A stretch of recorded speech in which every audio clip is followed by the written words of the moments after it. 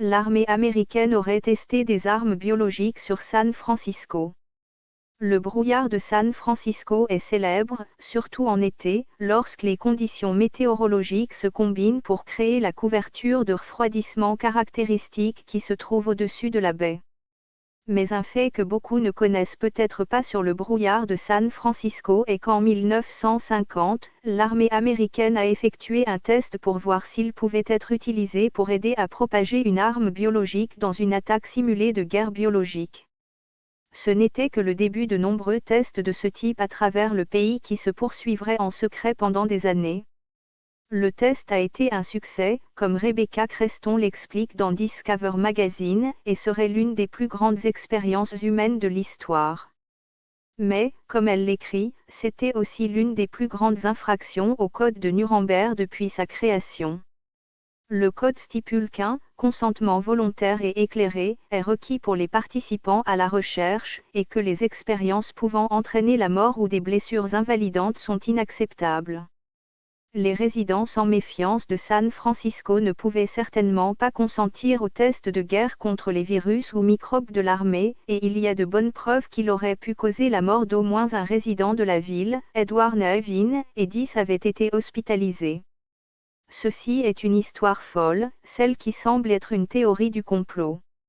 Une recherche sur Internet révélera de nombreuses informations erronées et des conjectures incroyables sur ces expériences. Mais le cœur de cette histoire incroyable est documenté et vrai. Une attaque de guerre biologique réussie. Tout a commencé à la fin de septembre 1950, quand, pendant quelques jours, un navire de la marine a utilisé des tuyaux géants pour pulvériser un brouillard de deux types de bactéries, Serratia marcescens et Bacillus globigii, tous deux considérés à l'époque comme étant inoffensifs, dans le brouillard où ils ont disparu et se sont répandus dans la ville. Il a été noté qu'une attaque réussie de BW guerre biologique sur cette zone peut être lancée depuis la mer, et que des dosages efficaces peuvent être produits sur des zones relativement grandes, a conclu un rapport militaire déclassifié plus tard, cité par le Wall Street Journal. Un succès en effet, selon Leonard Cole, directeur du programme de médecine et de sécurité contre le terrorisme de la Rutgers New Jersey Medical School. Son livre, Clouds of Secrecy, documente les tests secrets d'armes biologiques de l'armée sur des zones peuplées. Cole a écrit. Presque tout San Francisco a reçu 500 minutes de particules par litre. En d'autres termes, presque toutes les 800 000 personnes de San Francisco exposées aux nuages à une vitesse de respiration normale, 10 litres par minute, ont inhalé 5 000 particules ou plus par minute pendant les plusieurs heures pendant lesquelles elles sont restées dans l'air. C'était parmi les premiers mais loin d'être les derniers de ce genre de test. Métro de New York bondé.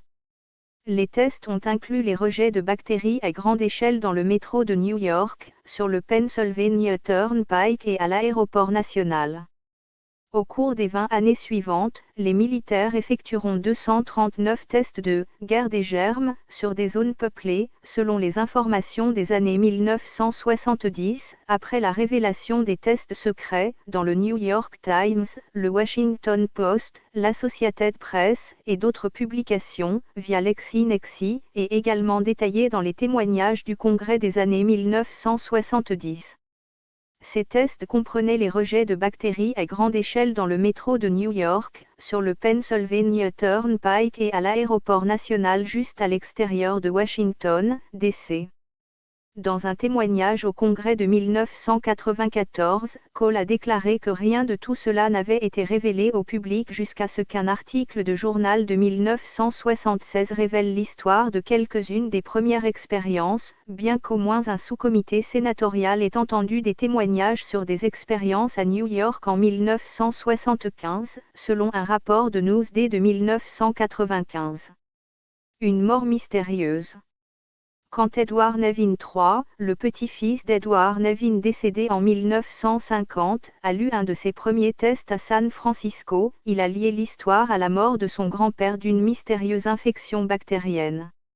Il a commencé à essayer de convaincre le gouvernement de révéler plus de données sur ses expériences. En 1977, ils ont publié un rapport détaillant plus de cette activité. En 1950, le premier Edward Nevin se remettait d'une chirurgie de la prostate quand il est tombé soudainement malade d'une grave infection des voies urinaires contenant Serratia marcescens, la bactérie théoriquement inoffensive connue pour rendre le pain de couleur rouge. La bactérie n'avait apparemment jamais été trouvée à l'hôpital auparavant et était rare dans la Bay Area et en Californie en général. La bactérie s'est propagée au cœur de Nevin et il est décédé quelques semaines plus tard. 10 autres patients se sont présentés à l'hôpital au cours des mois suivants, tous présentant des symptômes de pneumonie et la présence étrange de Serratia marcescens. Ils ont tout récupéré. Le petit-fils de Nevin a tenté de poursuivre le gouvernement pour mort injustifiée, mais le tribunal a jugé que le gouvernement était à l'abri d'un procès pour négligence et qu'il était justifié de mener des tests à l'insu des sujets. Selon le Wall Street Journal, l'armée a déclaré que des infections devaient avoir eu lieu à l'intérieur de l'hôpital et le procureur américain a fait valoir qu'il devait effectuer des tests dans une zone peuplée pour voir comment un agent biologique affecterait cette zone. En 2005, la FDA a déclaré que la bactérie Serratia marcescens peut provoquer des maladies graves et potentiellement mortelles chez les patients dont le système immunitaire est compromis.